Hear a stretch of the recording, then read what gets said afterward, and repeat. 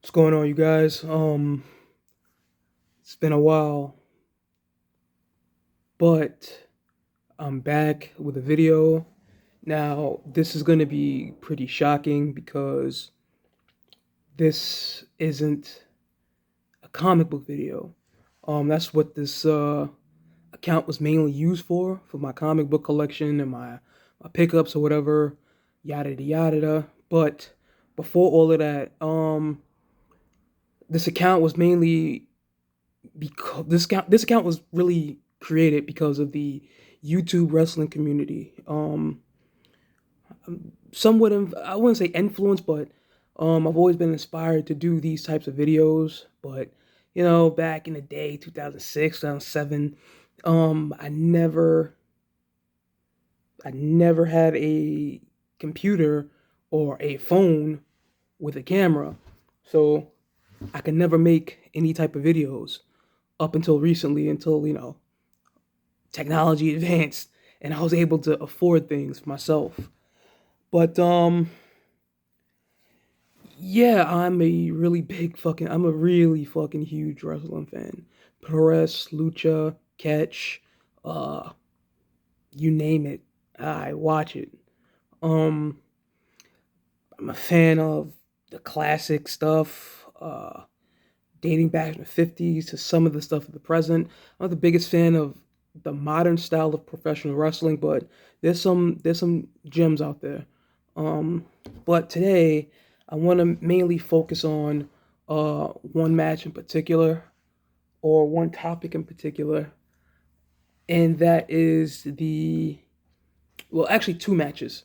One is the January 4th, 1999 match between Shinya Hashimoto and Naoya, and the other match is their final match. These are two of their famous matches out of the series, in my opinion. The first match was really good, but the second match kicks it up a notch, and then the third one just blew the fucking roof off the dome and blew off my fucking skull as well. Um, that the last match was, let me check, April 7th, 2000. Now this is totally going off the top of my head. The first match, a lot of people talk about this match as the January 4th incident, and I think it's one of the greatest angles in Puroresu history. It's right up there with JPW and Choshu and Yatsu and Hamaguchi and all those guys invading all Japan, and that was what, 83, 84, I believe.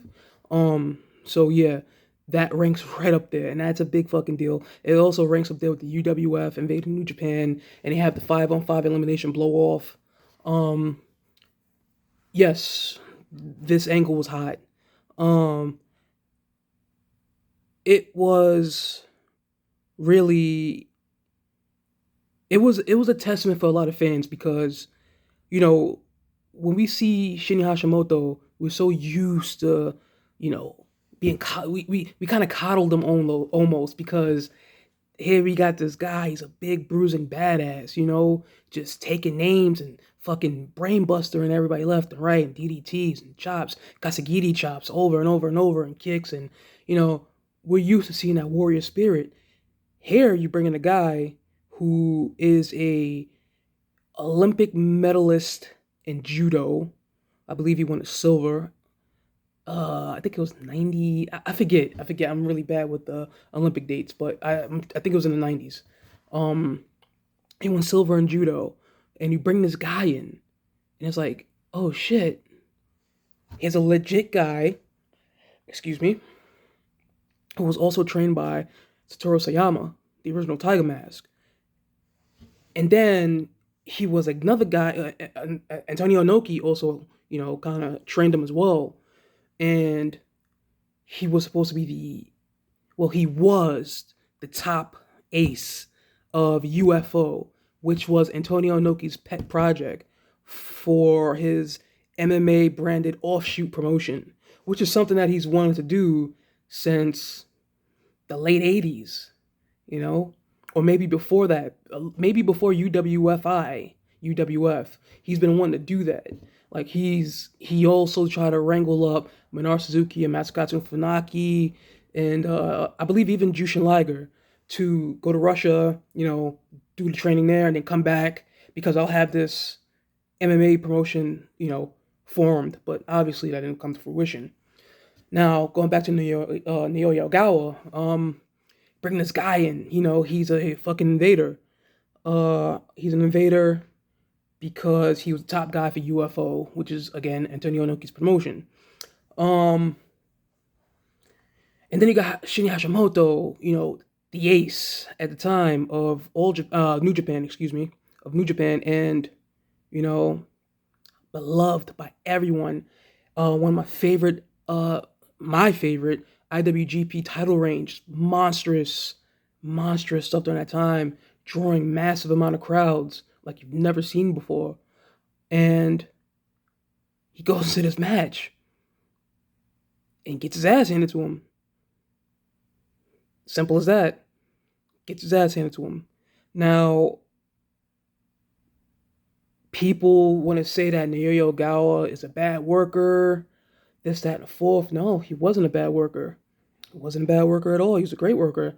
He was a great heel. He did what a heel's supposed to do, especially if you're a guy with a legit background and, you do what you gotta do. You do your job, which was he went in there and beat the shit out of the top guy. People want to say it's a bad decision. That's bullshit because it made New Japan hot for that moment. As much as people don't want to admit it, it made New Japan really, really hot. So much in fact they had another match. I believe Hashimoto won the match before this. Yeah, Hashimoto won the first match they had in '97. That's when Ogawa choked them out. And then that's when they had the rematch. Hashimoto won that.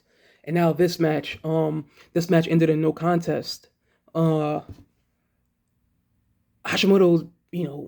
got he got beat up. And it gained him this sympathetic feel, which is something we've never felt with Hashimoto. We've never felt that with Hashimoto because, again, like I said, we're used to him being the bruising badass who kicks ass. Never the guy that's beaten up, bloodied, and looking and gaining sympathy, garnering sympathy. You've never seen that from Hashimoto. And here, Naoya Ogawa does it. The post-match was also great. You got Murakami coming in. You got Fujita in there. You got Manabu Nakanishi in there. You got Nagata in there. Everybody's hot and heavy and throwing punches and cursing and madness. And then you got Riki Choshu coming out, who was a booker at that time. He punches Naoya Ogawa in the face, which was really great. I like that. It was really great. And then, I think backstage after the match, a lot of people want to say it's a shoot. It wasn't really a shoot. It was pretty worked. It was worked so finely that it looked like a shoot, but it was so well done. Post-match, Naoya Ogawa apologized for his actions against Hashimoto. So this brings me to my next match. Again, like I said, I'm doing this no notes, just off the top of my head, because I watched the match last night, this morning, so it's still somewhat fresh in my head. It may not seem constructed. I'm sorry. This is the first real wrestling related video I've ever done on YouTube, which is crazy, like I said, because I've been doing it. I've been, a part of the YWC since 2007, like comments and all that shit. Now you can see it. Anyway, just rambling on like usual. The next match is the April 7th match from 2000. Beautiful match. This is one of the best matches. This is probably one of the best Dome main events. It might be the best. I don't want to stretch it, but it's definitely top 3. Man, you got Shinya coming out with the buzz cut, the MMA gloves. You got Naoya Ogawa coming out. The fucking crowd is just going insane. The atmosphere is hot and heavy, 10 times more than the first. The post match, the crowd in the post match was astronomically just crazy. Now just picture that energy from the beginning of this match onward. Um, you know, I feel like this whole thing. Also, I forgot to mention you got Sakaguchi ringside, you got Choshu ringside, you got Inoki ringside. You also got Fujinami. I think Fujinami is like a special enforcer. I could be wrong, but he was also ringside too. So that brought out a level of importance with that match. You also had uh again, like I said, the crowd was hot. So the match starts, and the way I see this match is, yes, Shinya Hashimoto finally gets Naoya Ogawa. He finally understands him. He gets the game. So, and also, Naoya Ogawa also gets the game too. Pro wrestling, in a sense. Not just a fighter, but he gets the mechanics of working a match. And the match starts hot with Shinya Hashimoto gaining the upper advantage. He's beating up Ogawa. He's beating up Ogawa. But as he's beating him up, Kazunori Murakami comes out to save Ogawa. Now, Murakami is very vital because you got Murakami, who is Ogawa's second, and you got Yuji Nagata, who's also Hashimoto's second, and those two play a big thing in New Japan in the future, few years later, 2002, 2003 ish, around that time. So that was really cool. You know, after that happens, Ogawa gains his momentum back. He beats on Hashimoto. He beats up Hashimoto so much, Hashimoto literally rolls out the ring and take a breather, which is something uncharacteristic from Hashimoto. Because again, you never really see him take a beating. You never really see him do it. And if he does, he gets right back up and, combats back. But he thought about this one. He got beat up. He rolled out. Gonna take a breather, go around the ring. And then this is where the magic starts to happen. Hashimoto gets his momentum back. He does like the leg sweep on the ramp, knock down Ogawa, and then continuously beats him. And then he takes off one of the MMA gloves and then starts Kasagiri chopping him. And then he have him clench in the corner and he headbutts him. One thing about this match, as opposed to the other one, you don't have too much of the clinching. This is straight like fists and feet, and man, Hashimoto just beats him. He got him now. He got him on his back. He got him where he wants him, and then I believe they go into a grapple where Hashimoto, gets him in like a single leg crab, and then Ogawa, gains momentum back because you can't grapple with a guy who's a legit grappler. That's silly.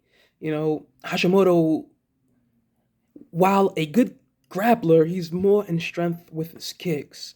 His power is kicks. And also, when you grapple too much, it tends to take away a little bit more of your stamina and durability. And Hashimoto's a big guy, so you shouldn't rely too much on stamina. And Ogawa exploited that with countering out and gaining momentum again. Now, during this match, Ogawa goes for his famous patented STO.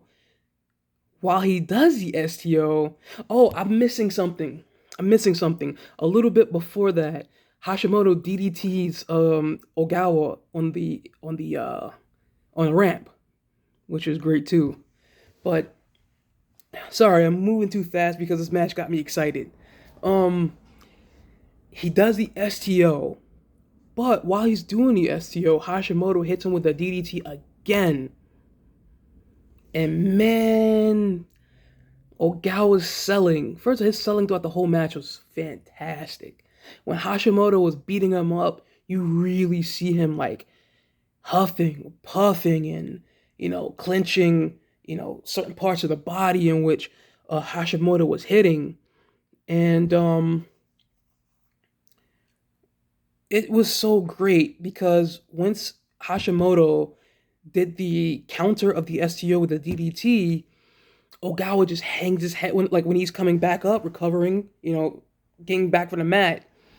His head is just hanging down, like damaged, and he's slouched over, and it's so great. It's really great to see that type of selling from a guy who is universally known as a bad worker. If it doesn't make any sense because I think the people who says that really never sat down and watched these two matches. I feel like you need to watch these two matches in order to get a feel for Naoya Ogawa. A lot of people probably watched his uh, hustle stuff where he's a little bit more comical. I'm not chicken, that type of thing. But yeah, this match is great, and the finishing stretch is where Ogawa is just trying to just stop the momentum because Ogawa hit a STO over and over and over. He hit him with at least four of them. Hashimoto kept getting back up, kept getting back up, kept getting back up. And as you see him, each time he gets back up, his body is getting heavier and heavier, and the stamina is losing. He's getting tired. He hits him down for one more, and just that's it. He KOs him basically. Hashimoto doesn't answer the 10 count. Um, that match is beautiful. My words can't, explain how beautiful this match was. Now, Ogawa was basically, an avatar for Inoki's promotion UFO to really get out there and be a big promotion. Sadly, that didn't work out because MMA and pro wrestling bubble kind of burst years ago with UWF. And then you mix that in with Pride and K1 being a big thing. So of course this promotion didn't stand a chance. However, this feud, this rival, this beautiful, violent rivalry really, came out as one of the best things ProRes has ever produced. And I feel like fans need to like really sit down and give this match a chance and think about it and you know analyze it. You know, because I feel like this match is phenomenal. This has been my rambling thought about a match that I watched, that I rewatched the other night because I'm kind of tired of the modern product. Although there are some good stuff, it feels like wrestling today has kind of gone with a merry-go-round, the same stuff, and some things being overdone and yada yada. It gets tiring after a while. Uh, you know, a quick little say here. My Instagram is Dante the Scrub, and I do this thing called I do this thing called grappling with color, which deals about black wrestlers, black wrestlers from all over the world. Doesn't have to, it's not just in America; it's all over the world. From the pioneering years, 1800s, to a little bit before the 80s. I want to say the 80s. Yeah, I want to say the 80s because I don't do anything of recent because there's a lot of information about a lot of guys, a lot of information on the internet, and what I look up is guys. You gotta find news clippings for. You gotta have archives of stuff. But I've done a lot of guys. I've done Jack Johnson, who was a very popular boxer. I did Norville Alston, who was a part of the original Midnight Express. I've done I've done I've done man, names escaping me. But I've done a lot of things and I feel proud about my work and I want to get it out there. So, just hit me up on Instagram at Dante the Scrub. Follow me because I got more grappling with color stuff. I started it about 3 years ago, and 3 years going on strong. And I want to make it bigger. I want more people to know and notice it. So that's it, man. I hope you guys enjoy the video. Like I said, I'm sorry, no comics. I haven't bought comics in maybe 2 years. Comics are expensive. Wrestling, I could just fucking torrent for free. So I'm gonna end it off with that. Peace.